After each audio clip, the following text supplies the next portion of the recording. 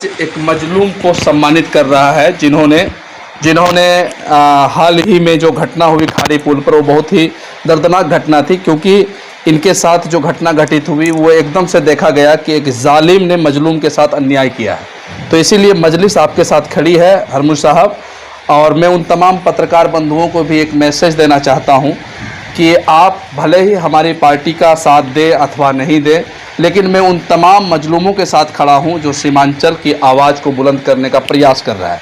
तो आप ख्वाजा हरमुज साहब, आप घबराए नहीं, हमारी पार्टी और हम लोग आपके साथ खड़े हैं, आपको न्याय मिलेगा।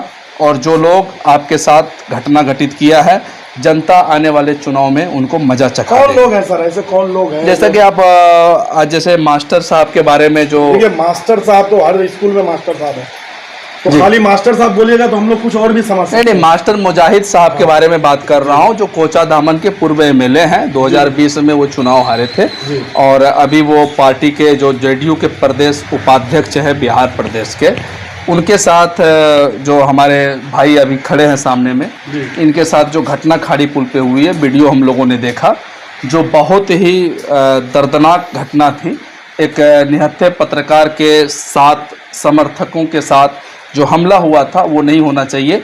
ऑल इंडिया मजलिस इत्तेहादुल मुस्लिमीन इनकी कड़ी निंदा करती है और ऐसे तमाम लोगों का बहिष्कार करेगा जो मजलूमों के साथ अन्याय करेगा। सर, उनके तरफ से ये कहा गया था हरमुज साहब कि ये माहौल बिगाड़ने की एक कोशिश थी, और जिसमें ख्वाजा हरमुज आए थे माहौल को बिगाड़ने के लिए। सर, मैं कैसे कहूँगा कि माहौल बिगाड़ने के लिए आया था, क्योंकि मैं तो एक यूट्यूबर हूँ, मैं न्यूज़ चलाता हूँ। मैं आपको बता दूं कि उस दिन मैं बंगाल से कुछ रिकॉर्डिंग करके आया था, न्यूज़ लेकर के आया था, क्योंकि वहाँ एक घटना घटी थी, कप्तर खोकी में मर्डर हुआ था। वहाँ पे टीएमसी का कैंडिडेट का मर्डर हुआ था, जो मुझे पता तो चला, तो मैं वहाँ गया।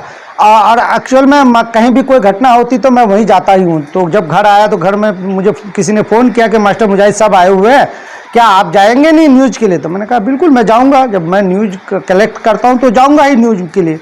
तो मैं जो है घर से निकला, निकलने के बाद वहाँ जब गया तो देख रहे कि इंटरव्यू चल रहा है।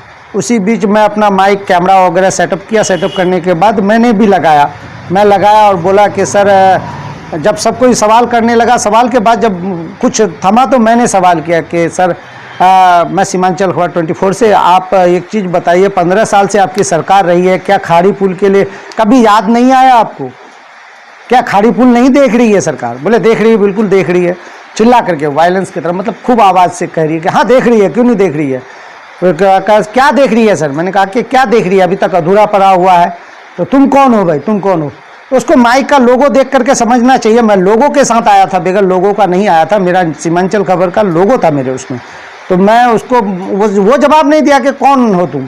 फिर उसके बाद मैंने कहा कि सर, वो कहा कि तुम बीजेपी के तरह लग रहे हो, तुम गोदी मीडिया हो, तुम मोदी से सवाल क्यों नहीं करते हो?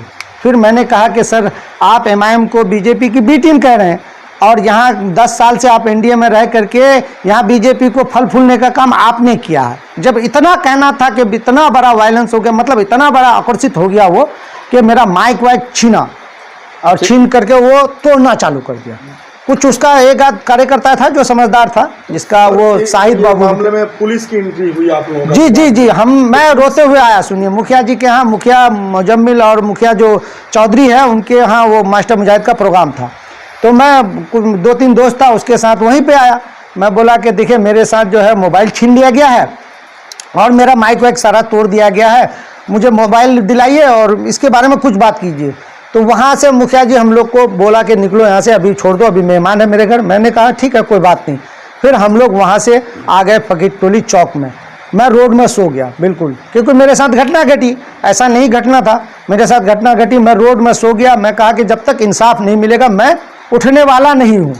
तो उसके बाद क्या किया उन्होंने कि उसके बाद उन्होंने कहा कि हम लोगों ने बिल्कुल जब सुना, लाइव में आ गया, सब जितने भी लड़के थे लाइव करने लगा। तो मतलब 10-15 मिनट में पूरा फकीर टोली जाम हो गया। जाम ऐसा हो गया कि 4 घंटे तक पब्लिक वहां से मतलब बैठी रही, रोडे में बैठी रही, हम बैठे रहे। प्रशासन आया। पुलिस जब आई हमारे पास तो हमने कहा कि सर, मेरे साथ ऐसी घटना घटी है और मुझे इंसाफ चाहिए। तो कहा कि ठीक है, इंसाफ मिलेगा। तो उन्होंने कहा क्या एफआईआर करोगे? तो मैंने कहा नहीं, एफआईआर नहीं करूँगा। मास्टर मुजाहिद साहब मेरे साथ बदतमीजी किया है, वो आकर के मेरे साथ माफ़ी मांगे। मैं ऐसे ही कहा, अवाम भी यही कहा। उसके बाद कहा कि ठीक है मुझे जाने दीजिए, तो प्रशासन की गाड़ी को जाने दिया मैं। मास्टर मुजाहिद साहब से वहाँ वो लोग क्या बात किया नहीं किया। फिर हमारे पंचायत के जनप्रतिनिधि पूर्व और प्रेजेंट में जो मुखिया और ये समिति वगैरह जो भी थे, सब कोई सरपंच वगैरह जो भी थे, सब ने मुझे आश्वासन में लेकर के कहा कि चलिए मेरे घर आ रहा है, आप चलिए घर पे। मैं घर पे गया, इधर कुछ लोग रोड पे ही रहा, तो फिर उसके बाद बहुत देर बैठा रहते रहते कहा कि उन लोग को भी बुला लीजिए। तो फिर मैंने कुछ नहीं कहा, मेरे पास तो मोबाइल ही छीन लिया, मैंने कुछ नहीं कहा। फिर किसने फ़ोन किया, क्या किया, फिर सबको बुला लिया अपने वहाँ।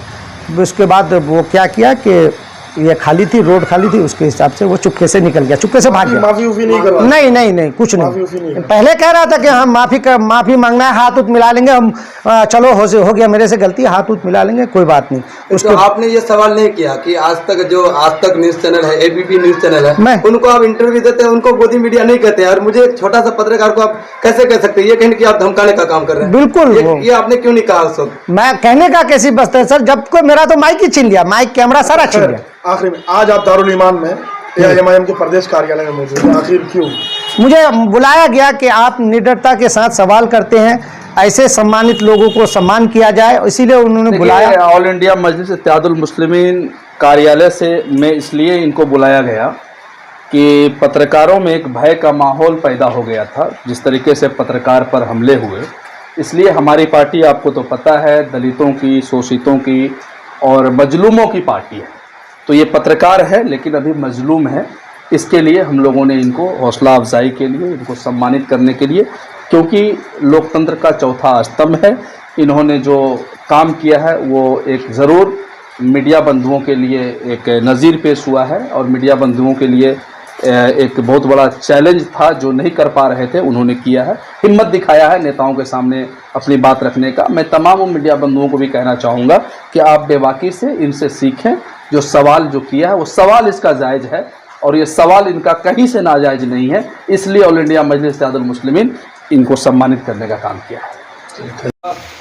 हरमुज साहब आए हुए थे आज पार्टी ऑफिस में, और काफ़ी डरे हुए थे। ये घटना जो हुई थी, इन्होंने सड़क जाम किया था, हम लोगों को फेसबुक ट्विटर के माध्यम से पता चला था कि हरमुज साहब के साथ जो घटना खाड़ी पुल पर हुई। तो मैं आपको कहना चाहता हूँ कि ऑल इंडिया मजलिस इत्तेहादुल मुस्लिमीन आप जैसे लोगों के साथ हमेशा खड़ी रही है और आगे भी खड़ी रहेगी, क्योंकि ये मजलूमों की पार्टी है। और उन तमाम, मैं सीमांचल के ही नहीं बल्कि बिहार और देश के उन तमाम पत्रकार ये कहना चाहता